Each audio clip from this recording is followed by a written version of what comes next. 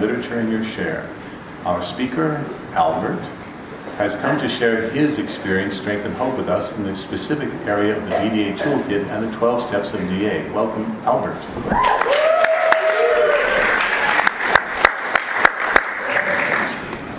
Good morning. I'm Albert. I'm a debtor. I used to qualify as a business owner also, and I let that go because at various times in my career I've owned businesses, and they come and go, but God is always my employer. And I just felt the need to say that I don't make my business or my work my higher power. I don't make earning my higher power. My higher power is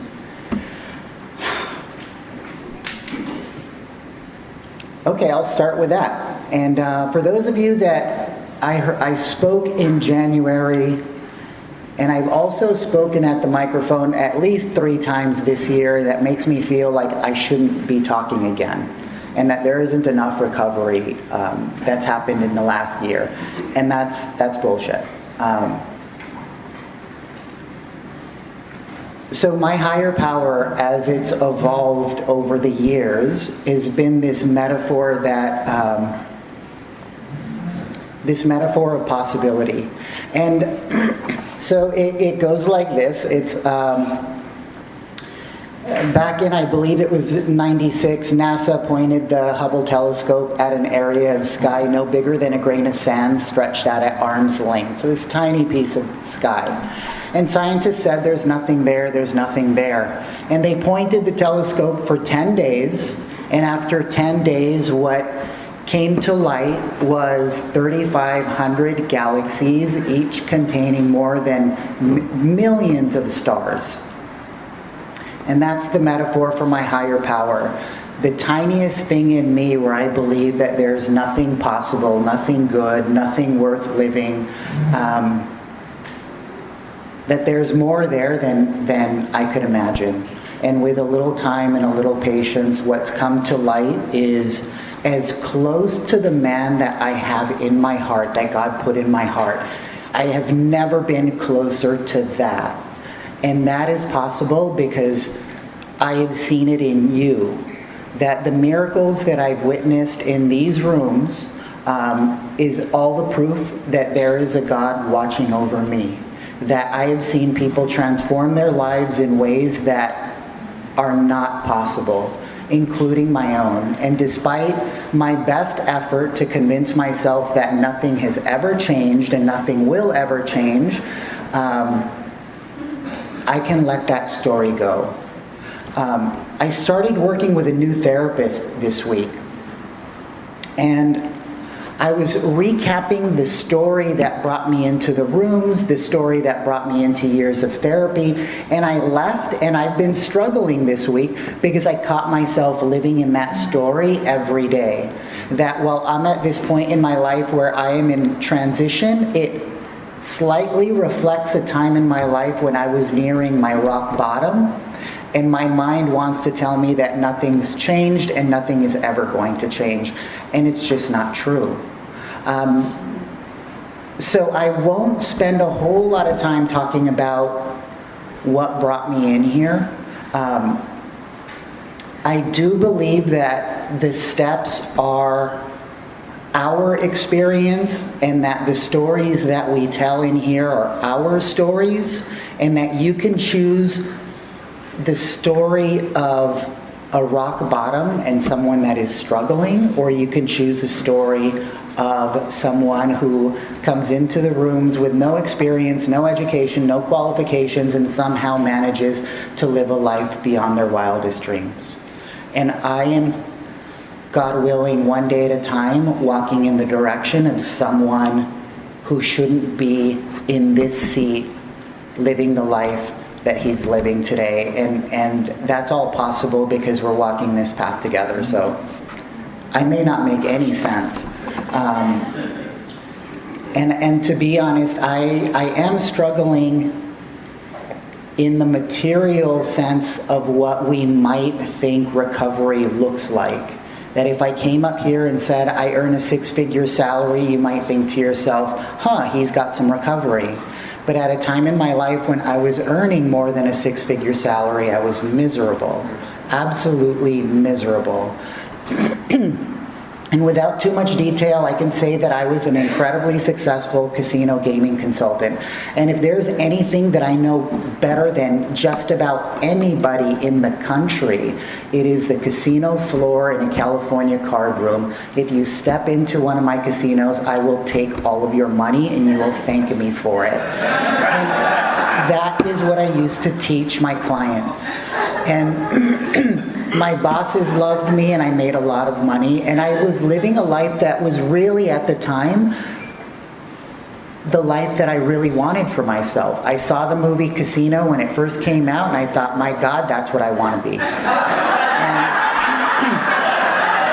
And my first year in graduate school, I came across a job listing that said, great math skills, no experience required. I'm like, that's me. I went into a place, that's a crazy story. Long story short, I was a moneymaker in the casino business. I was paid to sit and gamble against other people, and eventually I was the company's training manager. Our monthly at one location was $3 million a month. After a client and customer engagement program that I implemented, we averaged $4 million a month. My bosses loved me. I had more stuff than I could ever want, and I was deeply alone and miserable, and there wasn't enough stuff that I could buy to make me happy. So I left that job and lived as a shut-in for a few years, more than 3 years. I walked into the casino weighing 200 pounds. I left the casino weighing 330 pounds. My highest weight is somewhere around 350 pounds. My first program was Overeaters Anonymous. A year into that program, I found Debtors Anonymous and an S program to try to figure out how the fuck do relationships work. I don't know. I still don't know. But I'm working on that. And my God that says what is possible in you, the parts of you that are lovable that you don't believe are lovable, I see it. I see it. And I love people in these rooms like you would not believe. And you wouldn't believe it because I don't connect with people. I'm afraid of people. I would much rather go through your Facebook feed and be very happy for your vacations and your new babies. And when I hit the like button, I'm like, I am happy for you. And that is almost the best that I can do, and I'm working on that. This year was a big year. I left the job of what I thought was the job of my dreams, and at the time it was, and it was not making me happy. The company wasn't the company of my dreams, and I wasn't working with the people of my dreams. I loved my clients, and my clients loved me. I loved my work, but I was unhappy. So I left that job about 7 weeks ago now to start my own practice. And the miracle of this program is that I'm not talking about my credentials or my qualifications or the degrees that say I should be great at this work. I am just focusing on how much I love my work and how excited I am to share it with other people. And as a result of that, this was my first week in marketing. Someone talked to me about heading the programming at a facility that he's opening up. He wants to bring me on board to work with some of his clients, and I was asked to sit on the board of directors for a community of professionals in my profession, which would make me very visible in that community. And for those of you that have heard me share before, know that being visible is the thing that I am most terrified of. And I have to say that it's not anything that I'm thinking about right now. In this moment, I feel very present with all of you. I feel safe. I feel like I belong. I feel very comfortable in my own skin, which is an absolute miracle. And it's very a very strong belief of mine that we can only give, truly give, from that place of feeling comfortable in your own skin. Because I'm willing to be vulnerable, I'm willing to share without the expectation that someone is going to give me something in return so that I feel safe or connected. I feel safe or connected as I am. And that gives me courage to step more into the person that I really want to be. Do I have 5 or 3 or... So none of this is going how I thought it was going to go, which I think is, yeah. For the newcomers and those of you who haven't been in the rooms, had you seen me walk in 6 years ago, I like to think in my mind that you would be looking at a very different person today. And I like to think that I was a hopeless rock bottom, that nobody can teach me anything, and I already knew it all, and I knew that nothing worked for me. If you're having thoughts that this may not be for you, you're not alone. And for those of us who have been in the rooms for a number of years, we've all come across those days often that maybe we just don't need this anymore. And I just want to encourage those of you that don't feel like you belong to just please keep coming back, because I need you.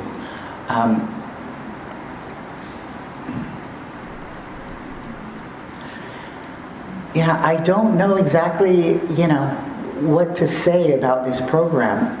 I used to talk about how much I hated it. For years I talked about how much I hated it and how much it's confusing sometimes, at least for me, knowing that money is not my problem.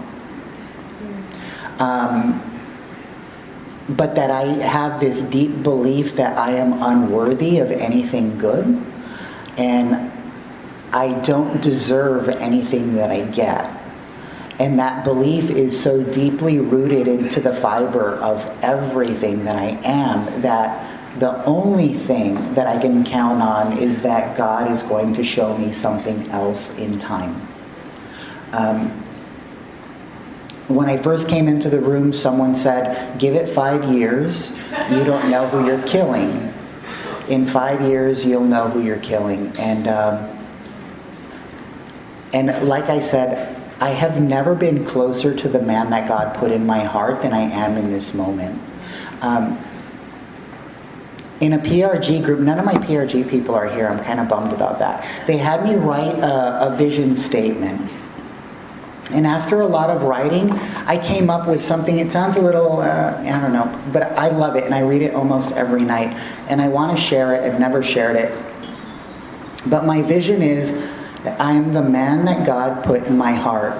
I'm a husband, a father, a son, a brother, and a friend. I share my life with the people that I love. My passion and work take me around the world. I'm a speaker, a writer, a coach, and a consultant. Above all, I'm the spirit of humanity. I offer sanctuary to those that suffer from fear and loneliness. I am a child of God. I am a man of faith. And with the exception of husband and father, I feel like I am living in my vision.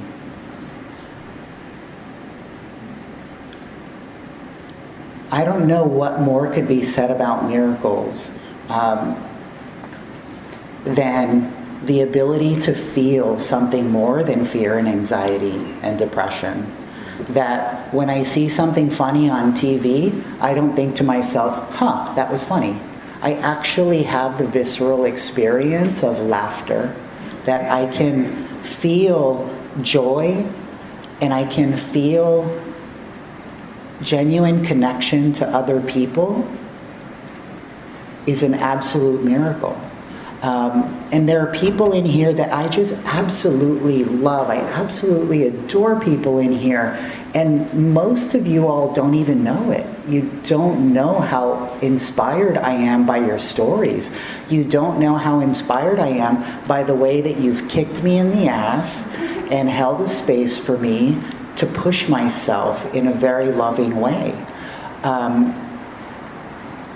And I can't express enough gratitude for everything that I've gotten from the people in this room specifically. I was looking at a suggested friend on Facebook that said, you have 67 friends in common. I'm like, I don't have 67 friends.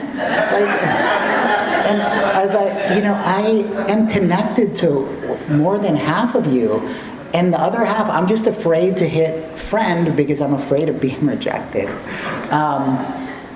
But I consider you all my friends.